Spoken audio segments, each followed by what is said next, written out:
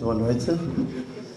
Antes de começar a minha pequena intervenção, que resolvi escrever para não me perder, também queria dizer, em nome da Real Associação de Viana do Castelo, que foi um prazer termos colaborado neste concurso, portanto, com o GEPA, Grupo de Estudos Património Arcoense. Pronto. Excelentíssimo Sr. Presidente da Câmara Municipal dos Arcos de Valdevez, Dr. João Manuel Esteves, Excelentíssimo Sr. Professor Dr. Pedro Bacelar de Vasconcelos, ilustre convidado e palestrante, Sr. Engenheiro José Manuel Carpinteira, Presidente da Câmara Municipal de Valença, Dom José Vaz de Almada, está aqui presente, meu colega da direção da Real Associação de Viana do Castelo e ilustre representante de Dom Antão de Almada, um dos cabecilhas da Revolução de 1640, Dr. Paulo Sousa, Vice-Presidente da Câmara Municipal de Ponte Lima e Presidente da Comissão Distrital de Viana do Castelo do CDS-PP, Engenheiro Mário João Ariújo e Silva, Coordenador Autárquico do CDS-PP, aqui em representação do Sr. Nuno Melo, do Eurodeputado Nuno Melo, Dr. Gonçalo Pimenta de Castro, Presidente da Direção da Real Associação de Braga, Arquiteto José Bastos, Vice-Presidente da Direção da Real Associação de Porto, Dra. Judite Cruz, Administradora da Fundação da Caixa Agrícola do Noroeste, Doutora Anabela Ramelhinho Araújo, Diretora do Agrupamento de Escolas de Valdevez, o António, portanto, Aguiar, Presidente da Direção do GEPA, os senhores, portanto, diretores dos agrupamentos escolares aqui presentes, a Minho Fumeiro, que foi uma das nossas patrocinadores, à Fundação Dom Manuel II e Comunicação Social presente. Minhas senhoras e meus senhores, Portugal nasceu de uma forte vontade de autonomia política face a Leão. A criação do Reino de Portugal ficou a dever-se ao grande prestígio pessoal e à autoridade granjeados por Dom Afonso Henriques na sua atividade guerreira. Pelo que, encontrado-me em Arcos de Valdevez, não posso deixar de referir uma das etapas e passo decisivo que contribuíram para a solidificação da nossa independência. O Reconto de Valdevez, antecedente da celebração do Tratado de Zamora em 1143.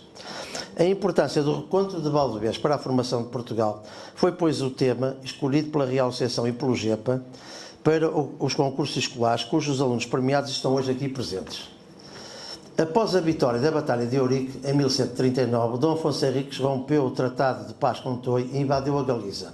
Em resposta, o exército de Afonso VII no Leão e Castela invadem terras do Condado e desceram até às montanhas do Soajo, em direção a Arcos de Valdevez. Os dois exércitos acabaram por se encontrar em 1141 para disputar aquele que ficou conhecido como o Torneio de Valdevez ou Recontro de Valdevez.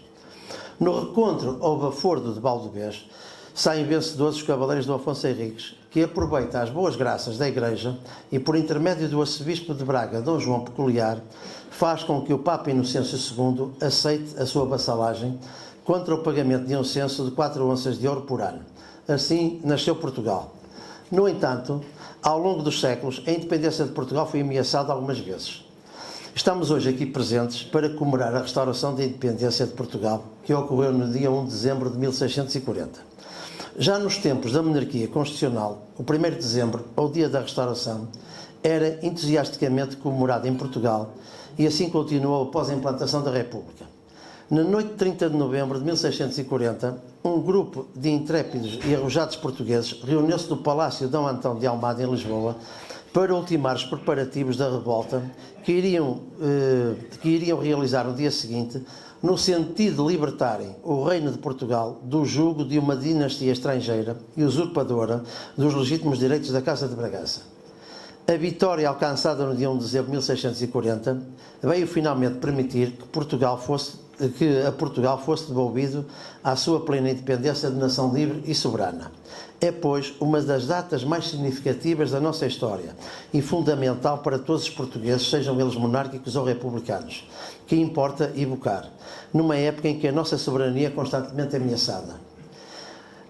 Não nos podemos esquecer que, se não fosse a restauração da independência, não existiria o 10 de junho, o 25 de abril, etc., uma vez que a agenda dos feriados oficiais portugueses coincidiria com a espanhola. Um dos gloriosos conspiradores que eu vou evocar hoje aqui foi o Dr. João Pinto Ribeiro. Falar de João Pinto Ribeiro não é uma tarefa fácil, nem vou aqui fazer, portanto, a sua biografia, mas apenas tratar algumas linhas desta figura. João Pinto Ribeiro nasceu em Lisboa, cidade onde faleceu em agosto de 1649.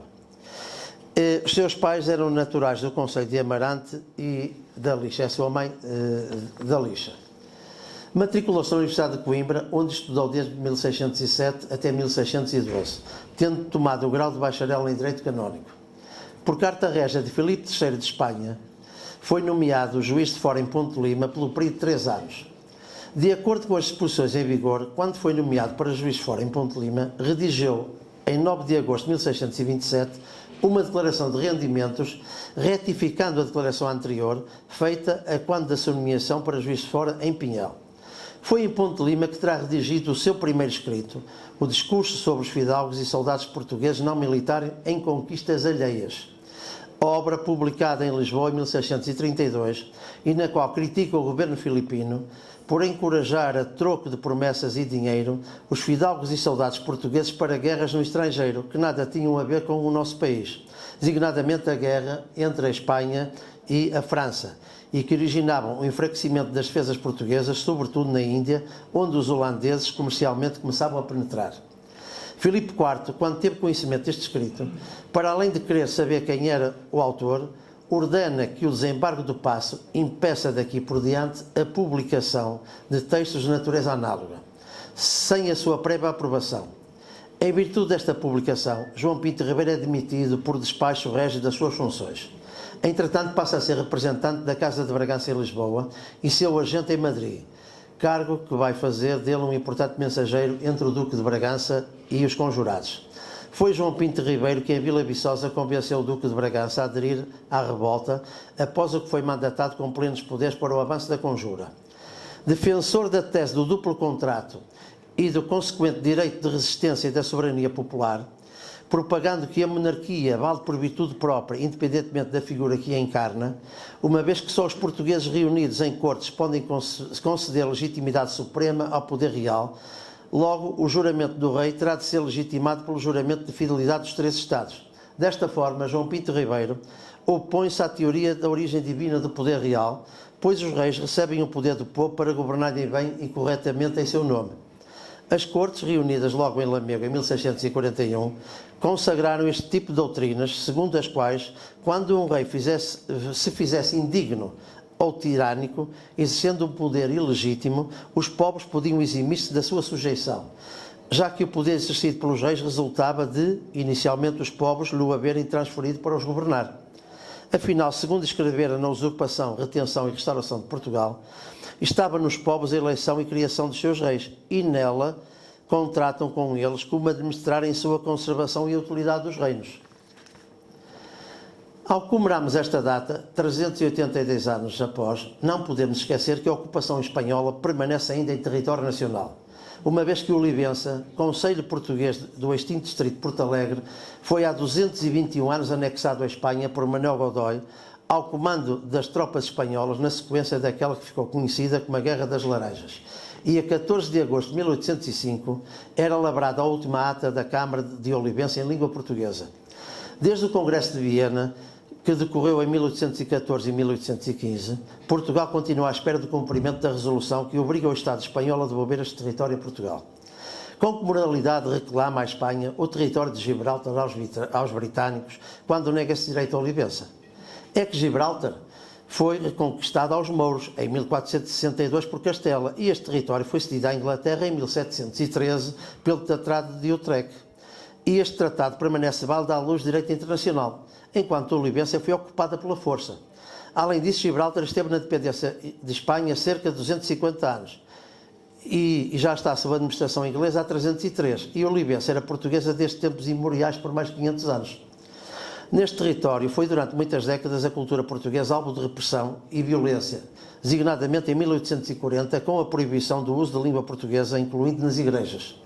É, pois, um imperativo patriótico exigir que os governantes portugueses não reconheçam a soberania espanhola sobre este território, assim como devem estar muito bem atentos à disputa com a Espanha, que já está a decorrer sobre as Ilhas Selvagens, as ilhas mais a sul do território português, localizadas a 250 km do Funchal.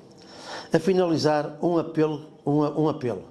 Como podem os partidos políticos representados na Assembleia da República abrir uma revisão constitucional sem que os deputados tenham recebido qualquer mandato popular para o efeito? O que irá acontecer ao Estado de Direito Democrático baseado na soberania popular, já evocada por João Pinto Ribeiro?